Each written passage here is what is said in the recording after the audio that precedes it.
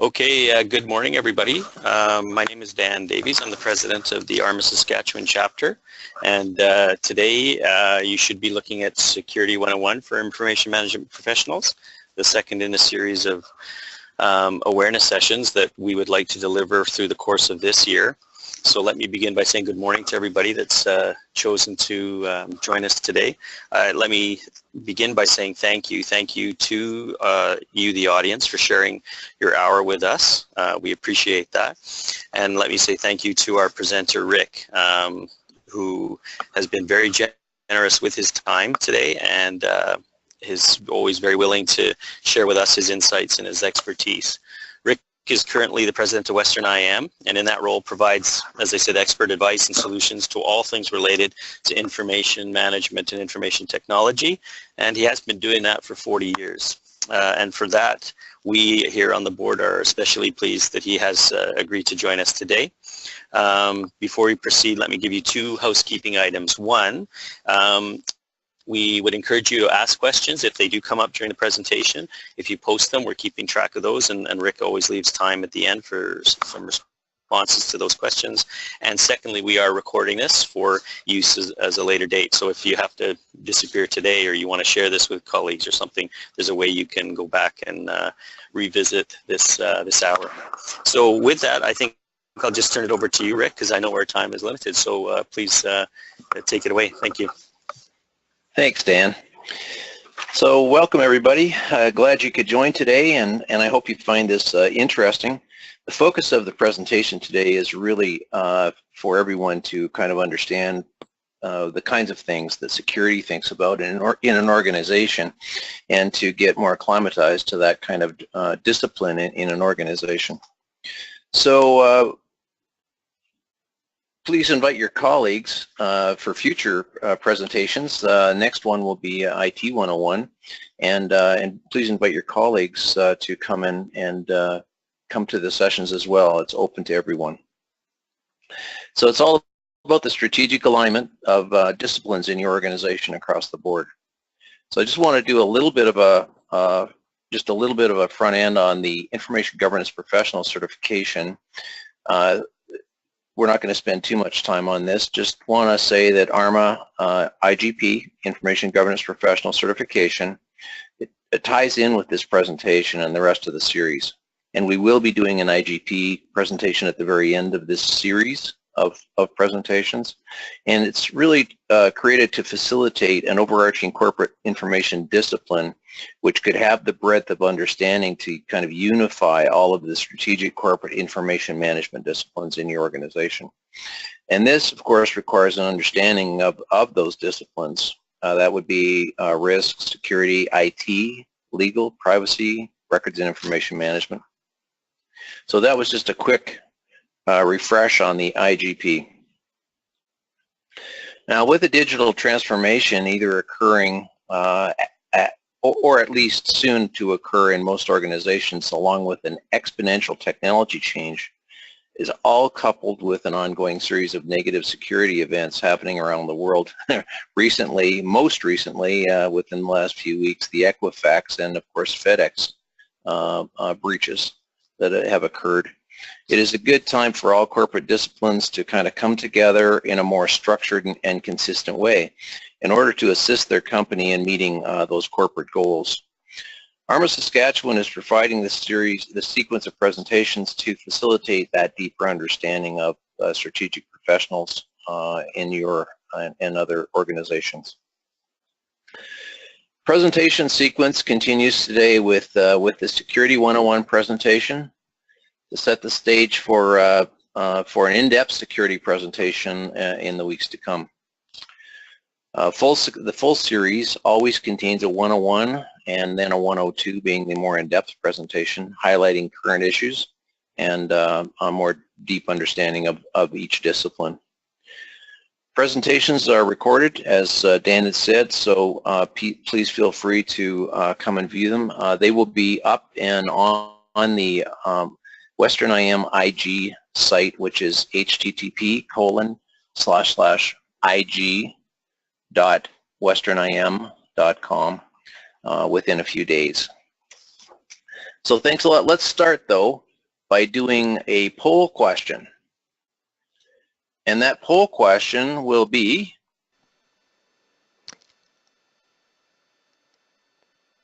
does your organization have an internal cybersecurity group? And I'm launching that poll right now.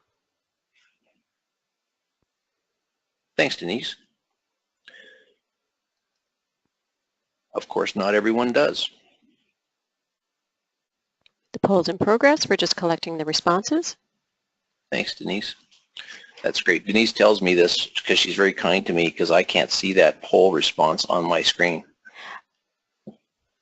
Okay, we have a response of 91% say yes and 9% say I'm not sure. And we have 80% of our attendees have voted. That's great. Great. Thank you, everybody, for taking part in that poll. That's very interesting. Okay, now Security 101. So what I used to kind of prepare this presentation today was a few things. Really, it was some publications, how to pass your InfoSec exam, InfoSec being a certification for security, and I just use Kindle books these days myself, under $10 for that particular publication, and it speaks to an in-depth look at the body of knowledge required to pass an information security certification. Well, I thought it was pretty well written and easy to follow. The second one is a CSP certified cloud security professional written by the same individual as the previous one. So nice to see that the security is being split now between regular and cloud, because I think there's a lot of different knowledge levels required for that and specifics required for that cloud security piece. Relates to directly to the cloud security certification, this second publication. It was a little more money, $37.59 Amazon. And as people move, as companies move, and I hear this all the time across the country as I'm talking to existing clients, is that they are moving portions of their infrastructure to cloud. And they're all looking for pros and cons of that information security in the cloud. So I also used an information security break and secure publication as well. Just these are good to read, not because you're going to turn yourself into a security professional in a day and a half, but because it's good to understand the kinds of things that security professionals talk about in a more in-depth kind of way. That brings up a never-ending load of acronyms related to security and IT as well. And there are so many acronyms in the security side that I thought it would be useful to put together a spreadsheet with those acronyms in alphabetical order. So I actually did that prior to this presentation. And I'm currently at line 160 on my Excel spreadsheet and climbing. So you'll have, I'll put this up on the IG, Western IM IG website as well for you if you care to have it. It's just a listing of all those acronyms. Some of them being acronyms, some of them being concepts in security, that kind of thing. So we also looked at the ISO 27000 security series of documents, $165 approximately, and each ISO document, of course, is a cost unto itself. So there may be a whole series of documents like 27000, 27001, 27002, and each of them will cost a certain amount of money. The other information that I used in constructing this particular presentation came from NIST. So the National Institute of Standards and Technology website. NIST is a U.S. government entity. It's an offshoot of the U.S. Department of Commerce, and all of their publications are free. I won't go into what's in all of their material, but I will say that it's all pretty useful. And oh, did I say free? Some of the titles under the NIST category are Small Business Information Security, the Fundamentals, Guidelines for Media Sanitation, a draft document in that case, the Cybersecurity Framework, Implementation Guidance for Federal Agencies, and finally a guide for applying the Risk Management Framework to Federal Information Systems Security Lifecycle Approach. So much of this is really about a framework to produce a positive security outcome. So much of the security community in the U.S. Seems to be at the moment looking to NIST as the de facto standard going forward for security guidance. This is in opposition to what we see in some of the other disciplines where ISO is often that de facto. And as always, if you have international operations as part of your organization, ISO is a very safe bet, of course, since the European community, the European Union, is very pro-ISO in nature. So note the last NIST document that I mentioned is actually a risk management framework itself. If you were on the previous Risk 101 presentation, was something that was supposed to be implemented anyway by our risk management group. So when on our last presentation for Risk Management 101, we talked about implementing a framework for risk, and that would be the NIST document.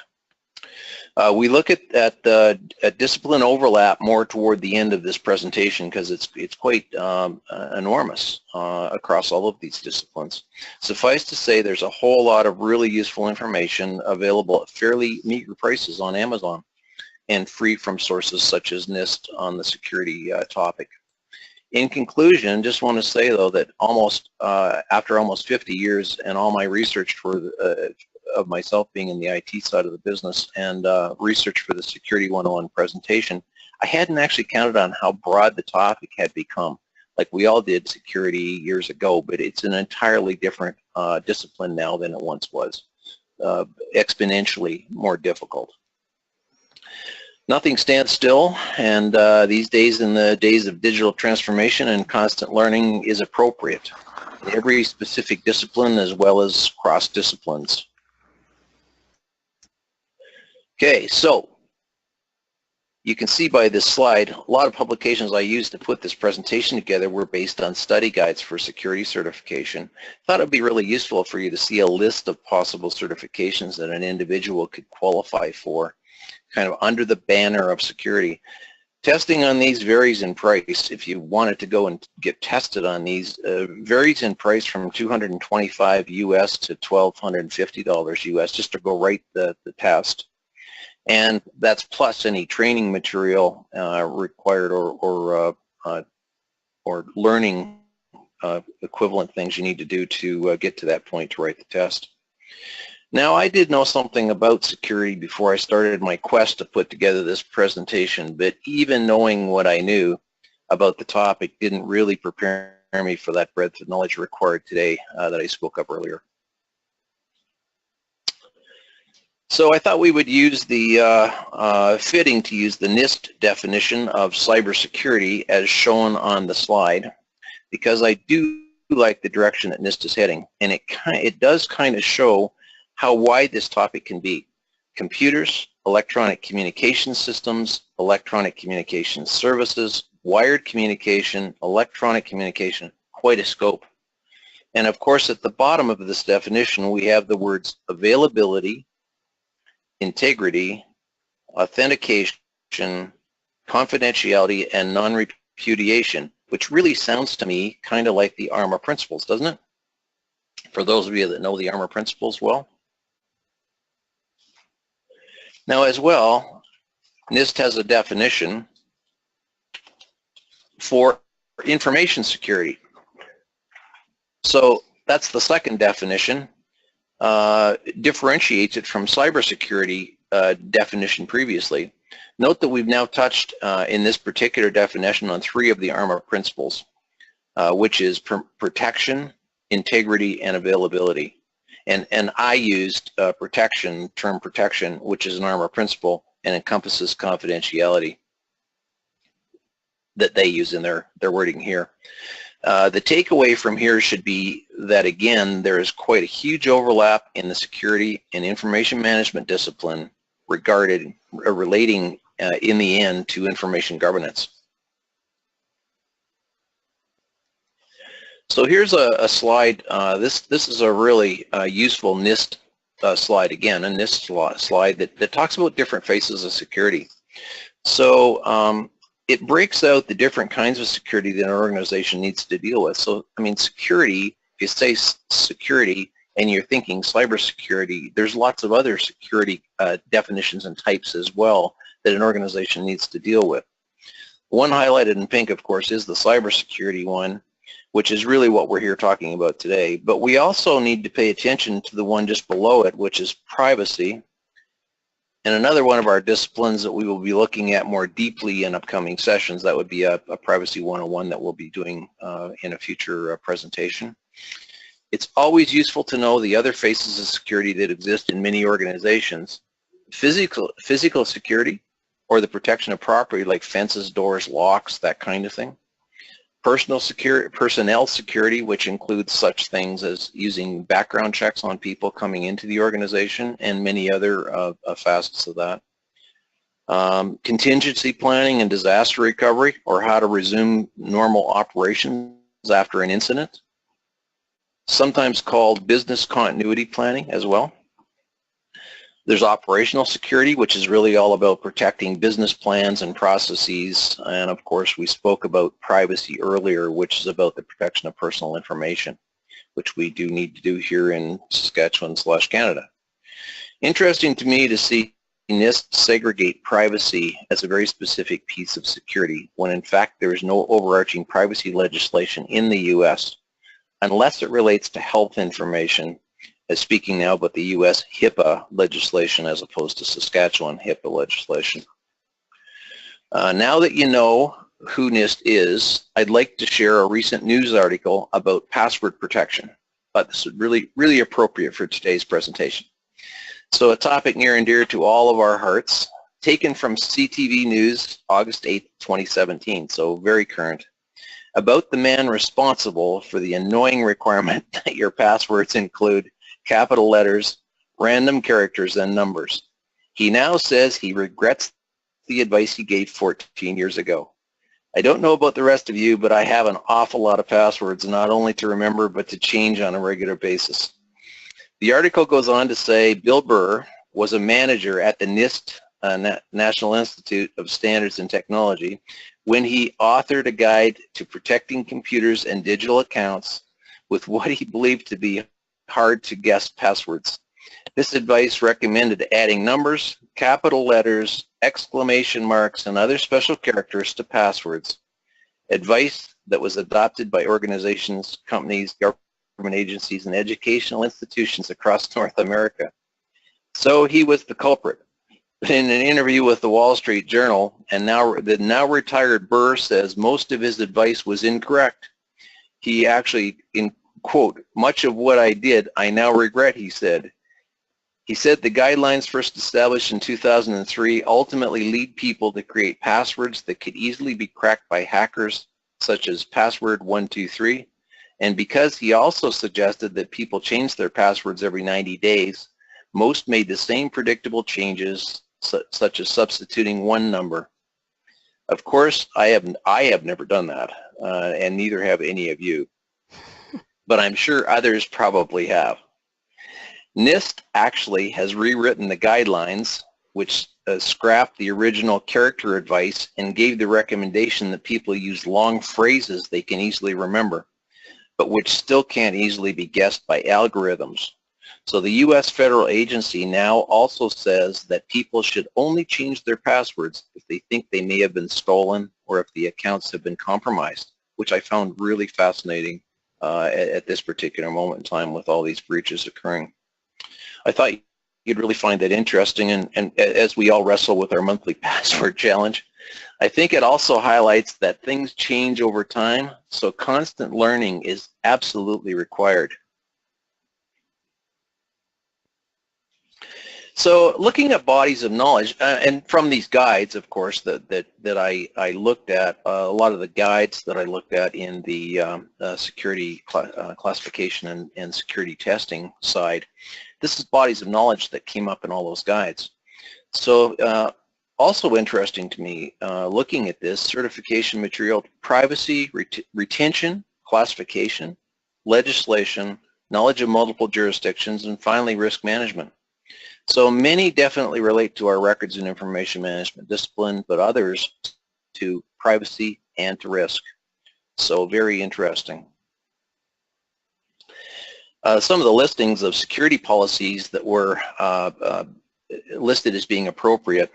So here's a kind of a list from one of the publications. Defined as a list of policies that one should have to deal with security in an organization. And of course, you know, as we know, these are all over the map in various publications all the time. But yes, I believe information security policy and others such as passwords, software security, anti-malware policy, incident response plan, encryption, remote and third-party access, and some of the others are actually security policies. I absolutely believe that they are. But, you know, in my mind, I actually thought that disaster recovery, data backup, acceptably used policy, and others are really IT policies. So it's kind of a, again, it's kind of a crossover between security and IT. And of course, IT policies like data classification and legal compliance, to me, could be records management and or legal policies. So, you know, you can kind of call them potato in a lot of cases, and they would be crossover. Now, it did appear to me as I went through the training material for certification on the security side that much of the information that was being taught related to jurisdictions. Canada was specifically mentioned, of course. Compliance, privacy, classification, and retention of information was a definite crossover to several other disciplines, including RIM, records and information management, legal, IT, privacy, and risk management. The deeper we get into the 101 series, the more you're going to see all that overlap that currently exists between all of these disciplines. I also highlighted on this particular slide, you'll see that I put S for security, IT for IT, RIM for us in the records and information management space, and L for legal, just so we could see kind of the visual representative of what might look like with all that crossover in place. Interesting. So who actually does information in cybersecurity? So we had that great poll. Thanks, Denise, for putting that up for us. That was really great, and I was very interested at the results of that poll. I would not have guessed that the results were going to come out as they had. So we have our beginning poll information in mind, but it's useful to think holistically at who actually does security in an organization. So is it no one at all? Well, not so much in this case because we had our first poll. Often seen in small organizations, though, smaller organizations. Sometimes IT is tasked with a kind of a dual role of IT and security, or at least the infrastructure, if not other facets of security. And some large organizations do have security individuals on staff for whole groups or whole groups of security folks that do a more complete job on the security side.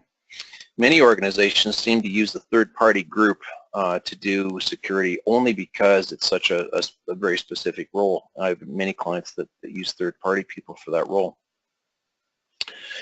Could mean in Saskatchewan, of course, for instance, that you have an external consulting group that does security planning, and you have other people involved, like your own internal security groups for certain facets of security. Might have the Corps Commissioners for physical security at the reception desk, and or checks of locks, fences, overnight surveillance, that kind of thing.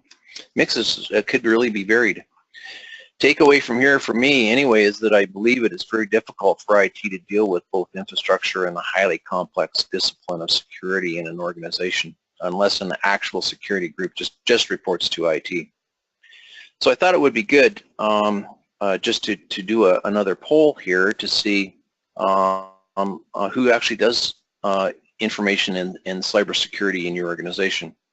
And if you could just put that poll up for me. Launch the poll. Great. The question we left off, of course, of the poll was not sure, which we did hear in the first poll. And that's very common, actually, for a particular discipline and organization to go, gee, I don't touch those folks. I don't really talk to them that much, and I don't know if we have that kind of individual in our corporation. Okay, so for responses, we have 42% say IT does information and cybersecurity, 17% say they're security folks, handle this, and 42% say some combination of the above. And I'm going to close the poll now. Thanks, Denise. That's great. Thanks, everybody, for taking part in that. It's always interesting to have a straw vote. If I was doing this in person, we'd have a show of hands. So this is nice that we can actually do our straw poll here as part of the presentation. So, security basics. So I wanted to put one slide. We're not going to teach you today to be security people, obviously. So I wanted to put one slide up, though, to kind of give you a bit of a thought about security basics.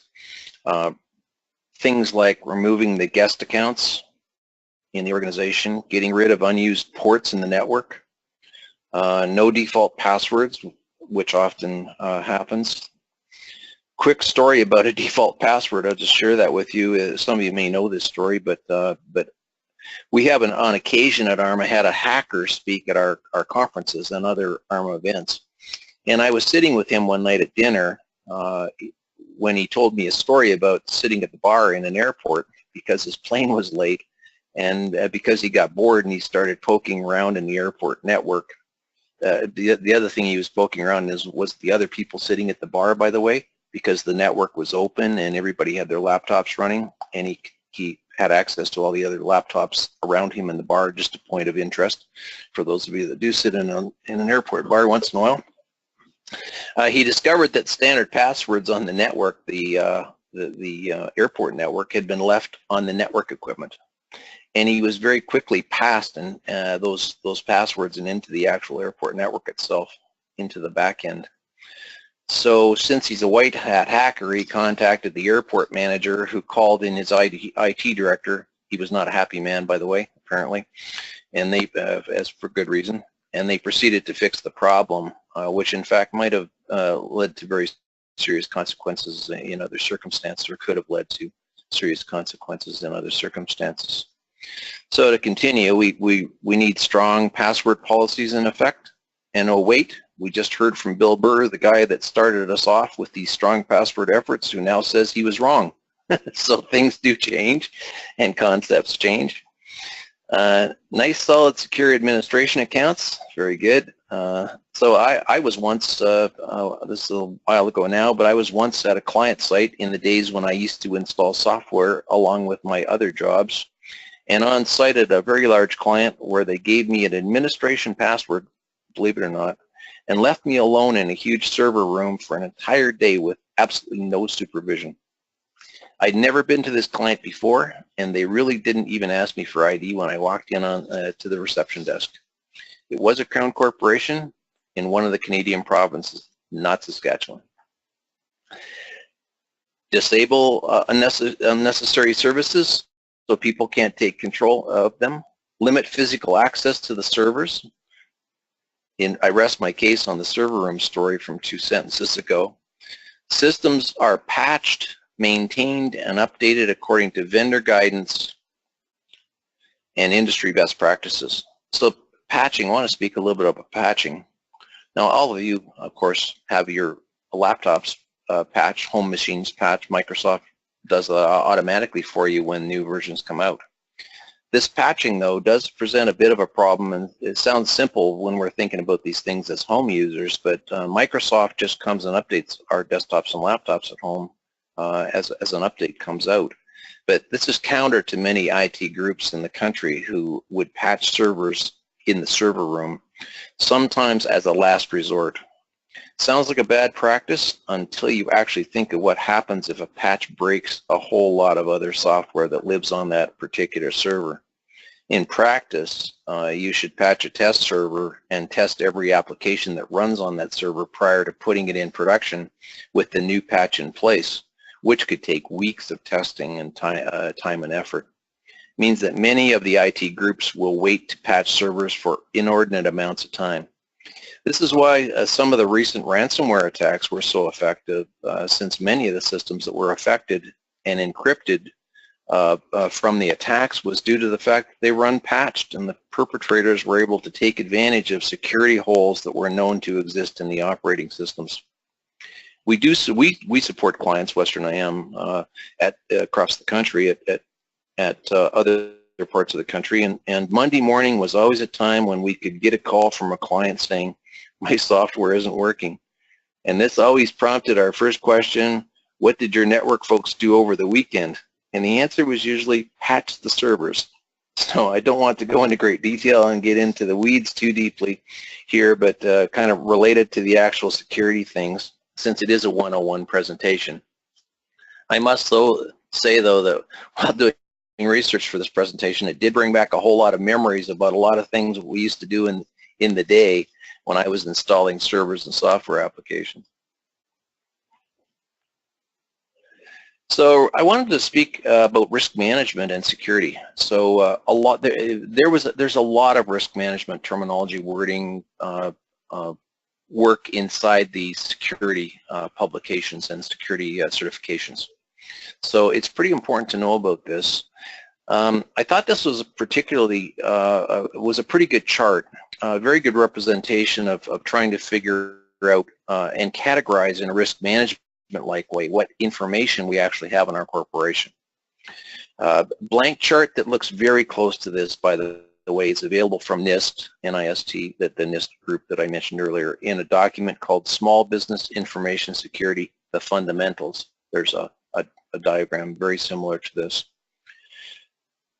So note the first three categories on the left-hand side: confidentiality in the security discipline equating to protection in our ARMA principles, as well as integrity and availability, which directly relates to the ARMA principles again. And then on down the chart, speaking about cost of lost work, fines, penalties, customer notification, legal costs, how bad does our reputation get hit if something happens that cost to identify and repair the problem. That's on each type of information in the organization. So at the bottom, coming up with some kind of a reading, in this case high on a scale of 3 possible categories, low, medium, high, but it could be 5 categories, as we saw in the Risk 101 presentation we did late last ARMA year. I just want to point out at this juncture that there certainly is a lot of risk management. Again, just to be very specific, there's a lot of risk management in the security discipline. Certainly makes a person wonder that if they had a risk management group in their organization, as well as a security group, which some of you actually will have, of course, just how much interaction and collaboration there is between the two groups. We'll kind of talk about that a little more as we go forward. I wanted to bring this risk appetite slide up again and just speak to this again too, because risk is the kind of thing that needs to be talked about in an organization.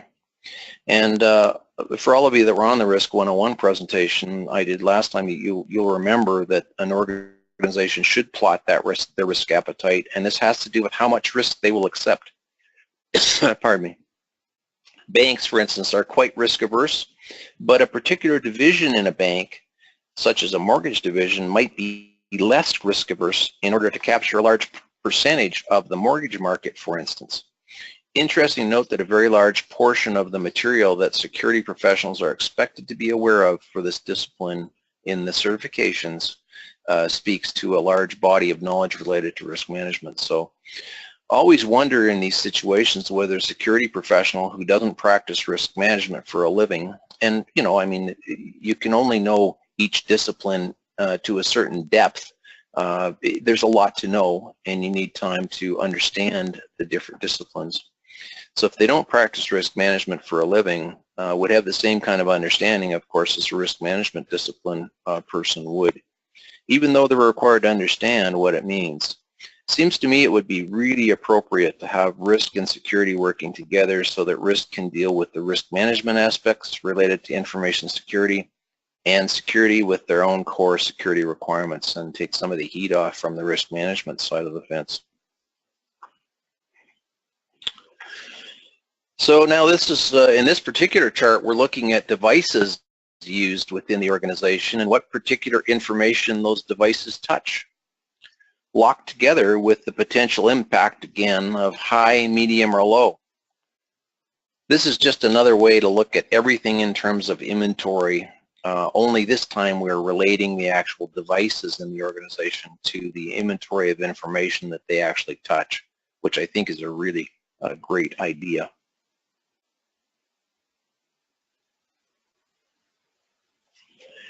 I wanted to talk about penetration testing. A lot of my clients actually contract this out to other people. I thought it'd be good to actually look at what third-party organizations might be asked to do for a security group in any organization. One of these things really is that penetration test on the corporate network. So penetration tests, or a pen test for short is what the acronym is, pen test. Actually a legal attempt at gaining access to your protected computer systems. So since this usually requires a really high degree of knowledge about network penetration, and a third-party company is often used in my experience anyway, to do this kind of test. And what they generally do is use software along with a more kind of manual approach is possible as well to test a network for vulnerabilities. A tool, for example, might test all the ports in a given network, which we mentioned earlier in the kind of details. And by the way, just so you understand the kind of depth of this thing, that network has 65,535 ports. That's well known of those ports are 0 through 1,023. Registered ports 1,024 to 49,151. And dynamic ports 49,152 to 65,535. And many are used for very specific purposes. So that's just a quick trip into the detailed knowledge required by somebody doing this kind of work. When I was going through my research, it brought back a whole lot of memories about the days when I actually was a practicing IT professional, and I did a lot of the things they suggest myself. Some of those require you to work at a command line prompt on a server. And it brought back vividly in my memory a day when I was working on my own Unix server in the office and happened to put a slash in the wrong place on a command line entry, and actually wiped out my entire Unix server while I sat there and watched it happen. So working at those kind of levels on systems can be fraught with danger. Sorry, I digress a little bit there. There are generally two kinds of testing that somebody would do. One is called a black box test, which is one where a tester would actually try to get into a system the way a hacker would in your organization with no prior information of your network. So the white box test, pen test, is one where you would actually give the tester a lot of information prior about your network and prior to the beginning of the testing, such as network topology and lots of other pieces of pertinent information. So it's a little different structure, style of doing a penetration test. Generally 4 phases to a penetration test. Planning stage, no real attempted entry is performed during that stage. It's a discovery stage. Prior to a discovery stage where you're looking for possible vulnerabilities. An attack stage where you're actually trying to get past those vulnerabilities that you found earlier and use them to get into the corporate network, while the last stage is strictly reporting the results of the first 3. And there is another form of penetration test as well, which is called a vulnerability analysis. This is a later form of test, which is in fact just what it sounds like, where you just test for vulnerabilities in the system as opposed to trying to exploit the ones you find. So what would some of the tools look like that these penetration testing folks use to try to do this job?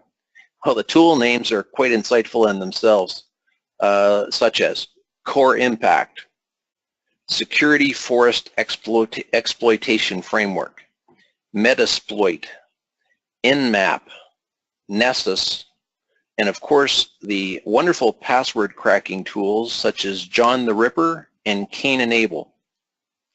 So penetration testing is sometimes called white hat attacks because it's really the good guys attempting to break in. And some of the strategies employed may be targeted testing, where your organization's IT team and the penetration testing team work together. So this is always called a lights turned on approach because everybody can see the test being carried out. External testing targets the externally visible servers and devices, including DNS servers, stands for domain name servers, email servers, web servers, and firewalls. And the idea of external testing is to find out if an attacker can get in and just how far they might be able to gain access once they do get in. Internal testing imitates an inside attack behind your firewall by an authorized user with standard access privileges. It's kind of useful for estimating how much damage a disgruntled employee might cause if that ever happened in an organization. And finally, a blind test simulates what a real attacker might do by limiting the information given to them beforehand. And since this is the test that will take quite a bit of time, it can be quite an expensive proposition to do that kind of blind test. There's also a test called a double blind test, which works the same way as the previous one, except only a couple of people in your organization will know that it's going to happen. It's kind of useful to figure out whether your security monitoring and incident identification solutions are working properly, because people have those things that report to them if they can see some kind of disruption in the network incident identification solution, as well as test your response procedures too in that case. So whoever thought that there'd be penetration testing of smartphone apps? So I don't know, some of you I'm sure have apps that your organization has designed for people to use related to your services that you perform. And since almost everybody's using smartphones these days, they're becoming more and more powerful every day while performing tasks such as internet banking, travel, e-commerce, you know what I mean, many others. I mean, mobile applications have started drawing hackers. So of course every mobile operating system is slightly different, but Android and iPhone, the iOS operating system, seem to be the two most common platforms. Don't want to go into great detail about how penetration tests will be carried out on approved mobile devices, because everybody's got a bring your own device kind of process now, or most people do. You might have built these applications internally, which reach out to your network.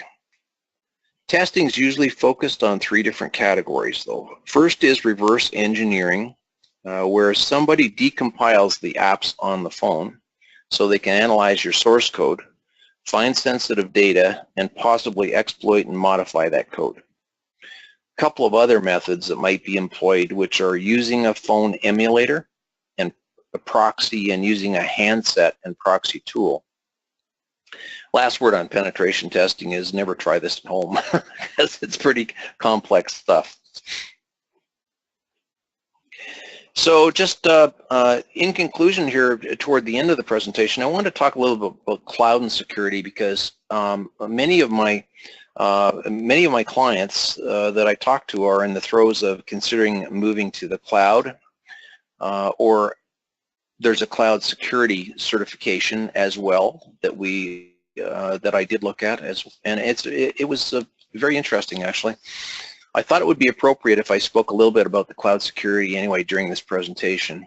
And this section is not meant as a how-to, but more as a topic to provoke discussion with senior management and other professionals about that cloud piece of security.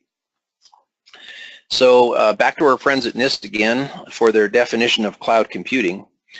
As you can see, they think of it as a very broad topic which speaks to a network shared pool of resources, server storage applications, and services that can be provisioned quickly and then released when not required. So certainly in my mind, this is one aspect of cloud computing that is quite positive. The ability to ramp up at a busy time of the year with larger storage or resources and then release those resources again as the requirement goes down. Very positive, I think, aspect of cloud computing. Certainly though, it is not the only positive reason for moving to the cloud. So I propose a couple of slides to talk about the good things. I promise to do that in a couple of slides from here, good things about the cloud, so that you have those in your mind as you assist other disciplines potentially in the ultimate cloud decision that may be decided in your organization.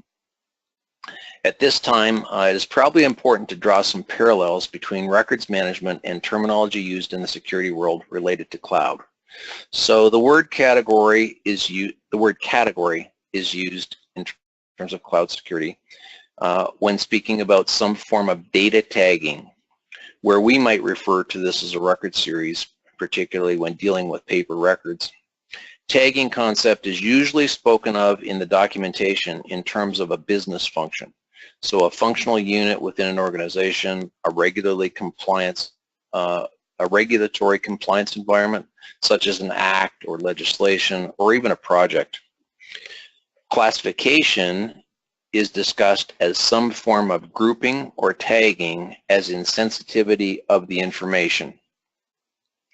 The jurisdiction, such as Canada or European Union, or possibly criticality of the data. Point here would be, as always, you definitely need to ask the questions when speaking about this topic in order to be absolutely certain that everybody is talking about and thinking about the same thing in their definition. So labeling is also part of this discussion and can include such things as date of creation, date of scheduled destruction, disposal, confidentiality level, handling directions, dissemination and distribution of instructions, access limitations, source, jurisdiction, applicable regulation, and many of these fields labels are quite familiar to the records management folks of this webinar, but may possibly be called something different from what we're used to. So labels are obviously used for many different purposes in the cloud-based context. Seems to always tie into a discussion about e-discovery though, and how based on a label a particular subset of information could be used. So unspoken, similar requirement to e-discovery known by all public sector attendees here as freedom of information requests. Same actions are required whether it's e-discovery or freedom of information request. We have been trying to get users to enter metadata for decades. I know for sure we have in implementation of enterprise solutions, and they just won't. So I assume this metadata that they're discussing in terms of these the documentation I read is system generated in some way, shape, or form. The other part of any discussion centers around metadata, which is created by most systems automatically and can be used alone or in conjunction with labels for the above purposes. We could also discuss your data analytics, which I hear all the time. Several different categories of that, such as data mining, big data, real-time analytics, or agile business intelligence. They all mean something specific to someone in that side of the fence. So this is my very favorite slide. Who owns the information in the cloud? So the first thing it's important to know about cloud computing is who actually owns the information. So you, as the cloud customer, are always the data owner. Defined as the data controller. The term data custodian means the organization who stores or manipulates and or moves the data on behalf of you, the data owner, that's you. In Canada, there are several cloud providers that you could choose to use that would guarantee you that your data will not move across the border unbeknownst to you. Microsoft certainly is an example of one of those cloud providers who now has a Canadian cloud. Means that their main server farm and their disaster recovery facility are both in Canada. Other cloud providers are also available that can give you these same assurances. And by the way, the next 101 presentation will be IT 101, and we will expand this horizon of cloud in the IT 101 presentation on the next one that I do. But you own the data. That's the thing to remember. In the cloud, you still own the data. You're responsible for that data. So, wanted to talk a little bit about service level agreements, and some of you will know about that, and some of you may not, but big trick with cloud computing is to craft an appropriate service level agreement with your cloud provider, which would define such things as allowable downtime, usually set at 99.99 uptime, that your data will not leave the country, that you are able to remove your data when you choose with no inappropriate fees being levied, similar to paper records in a record center that doesn't belong to you. That the cloud provider will assist you in moving your data when you choose with no inappropriate fees being levied. That any penalties you could levy might look like if your downtime is higher than contractually specified, and a whole host of other requirements that you would want to add to any service level agreement that you would prepare. Very tricky. I am actually going to be doing a presentation for KIPS in Regina and Saskatoon on cloud, information governance in the cloud in October. So it'll be more focused on that whole IT side of cloud. So just a little note, in order to understand cloud security in a cloud environment, just wanted to give a little basic on different cloud models. First is an infrastructure as a service, and this model assumes that all the hardware and computing resources will be supplied by the provider, and your corporation will insist on that cloud, will install on that cloud platform, all of the software that you require and maintain it along the way. So from a corporate standpoint, capital expense of hardware, excluding the desktop resources you're using internally, will likely be moved over to the provider based on that contract. Platform as a service really offers all of what infrastructure as a service offers, as well as the provider looking after the operating systems maintenance and patching of those operating systems on an ongoing basis. Really good environment for a software developer, for instance, because they can probably have access to many different operating systems without the complexity of managing them all themselves. Software as a service really includes all of the above plus specific software as well. So a really good example of this would be Microsoft Azure, which is the Microsoft Cloud and the use of Office 365, or possibly Salesforce.com, which is the top used customer relationship management CRM software in the world. Many examples of software as a service, and almost everyone now who has a software application for sale also offers a cloud-based offering of their applications. So different kinds of clouds as well. Private cloud is really all about your own specific cloud location where no one else is using that space but you, whereas a public cloud has multiple clients. An example of that would be the Microsoft Azure, which is the Microsoft Cloud. They can house all kinds of clients simultaneously. Community cloud would be a place where multiple people, like a Sony PlayStation environment, whether you have kids at home that use that, or maybe use it yourself, which allows people to interact together in a community kind of way. In that case, to play games, where Sony actually looks after the identity and access management side of that environment. Hybrid clouds is what I hear most of my clients talk about, which includes some combination of on-prem, a short form for on-premise, your own organization and infrastructure, and public or private cloud locations. So some combination of all of the above. Some of this is fairly complex in terms of interrelationship and how it might function, which is another reason why it's good to just talk about it a little bit on the way through this Security 101 presentation. So who's responsible? Thought a diagram would be good to see from a responsibility point of view. Down the left side we have things like security, governance, risk, and compliance, data security, application security, platform, etc. Across the top, 3 different cloud models, which we just looked at a moment ago a little more closely. As you can see, in some cases, the cloud provider is responsible in a narrow strip of responsibility. Both the cloud provider and you are responsible, and for the rest of it, you're responsible for many of those things yourself. So kind of a matrix of who's responsible for what things. This slide deck's available to you afterwards, by the way.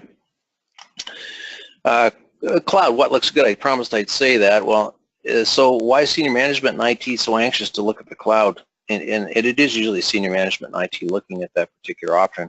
It's like an elastic band. You can add it, take it away at will, reducing and expanding costs, which is something you can't really do with your own in-house infrastructure, at least not easily. Looks simple, looks scalable. would appear on the surface that a reduction in staffing is possible in area of IT, some parts of IT, along with that reduced staffing level comes a reduced learning curve, of course, of core knowledge for the IT staff as well, mainly because somebody else is taking care of it. So since we no longer have to buy servers and all those things that go along with them, like capital cost also goes down appropriately. Operational cost, of course, goes up, but that's the way life is. Backup and patching of servers is a real big deal these days, and since the amount of data that we are storing is mostly in the terabyte levels, this could also be offloaded to a cloud provider. It's quite a big deal. So let's look at the other side of that too. I think whenever there's a good side, there's usually always a potential bad side, and of course that always also applies to cloud computing. Not always cheaper than using your own infrastructure, and some applications just don't lend themselves to a cloud environment. So one example of that would be the banking industry, who still use mainframes for the large transactional systems that they require. Definitely a loss of internal control, and imagine trying to audit what happens in a cloud environment when the cloud provider will not let you on premise. They won't let you into their building. They will not let you let your audit people on site unless, of course, you write that into a service level agreement. I guarantee that a small client is not going to be able to make something like that happen. With a large cloud provider, it just won't. The contractual side would never get done. Also make note of the fact that the administrators of that cloud environment, even if it's a Canadian cloud, may reside in a foreign country, or several foreign countries for that matter, to make it even more interesting. In terms of vendor lock-in, applies to you not being able to get your data back, and a vendor lock-out relates to what might happen if a cloud vendor is no longer a viable business. Your detailed service level agreement with the cloud provider needs to speak to confidentiality, integrity, availability of your data, and don't forget, you have actually given up physical access to the devices on which your data resides, even if your model is infrastructure as a service. Last and most important point for me is, where does my data reside? For me, it's not appropriate for a cloud provider to have the ability to randomly to move my data anywhere they feel like at any time they feel like it without my knowledge. And I know in Canada, many of my public sector clients have legislation that requires them to have their information in Canada. So just a quick summary here. We're getting close on to our hour. If the Risk 101 as a summary here, now because there's so much emphasis on risk in all the security material, let's take a quick backward look at risk and security again. We always need senior management approval and support, and of course the agreement on risk appetite for the corporation. Without a risk committee in place, we wouldn't be doing a proper job of our risk management requirements. Next thing after the risk committee, of course, would be to implement a risk framework. Could be NIST, could be COSO, C-O-S-O framework, and develop that risk culture, which is all important to the overarching process. Appears a very strong likelihood that most security professionals are moving to the NIST or COSO risk framework, which we heard about in the Risk 101 presentation. We need to figure out what security information risks exist, add them to the risk register, prioritize them, mitigate them as well as we can, and monitor the risk mitigation, add new risks as appropriate. Sounds like Risk 101. I must say too, purely from the security side, one of our clients recently was trying to mitigate risk on breach with insurance, which is the normal way to mitigate risk. And the IT director of that particular organization was really uneasy about the wording from the insurance company as it related to that risk side and insurance mitigation of breach.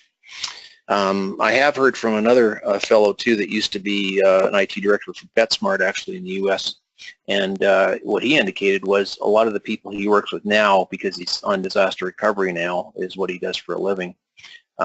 They don't actually know that if they don't report the breach within an hour, of it happening, that the insurance is null and void based on the wording on their mitigation of breach risk. So it always pays to read that stuff really close. So security risk, pretty apparent that security has responsibilities outside of information security related to physical things like doors, windows, etc. And they absolutely need the support of privacy, IT, RIM, and others. So looking at it from a high level, biggest requirement for assistance from another discipline, I think, would be risk in here, in order to implement the framework accordingly, because I think it's important, maybe important to do that. And as we go further in our series, we're going to see that I'll be able to see a really huge overlap that exists between all the corporate disciplines that touch, administer, and protect corporate information. Cybersecurity is an exceptionally broad discipline. It does require an understanding of IT, infrastructure risk, compliance, and a host of other knowledge in order to be effective.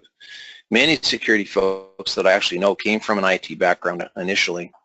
Not to say that a RIM professional wouldn't make a good security professional, nor that a security professional could not be effective as a RIM discipline either, person either. My sense is, though, that this makes an even better case for information governance in the end.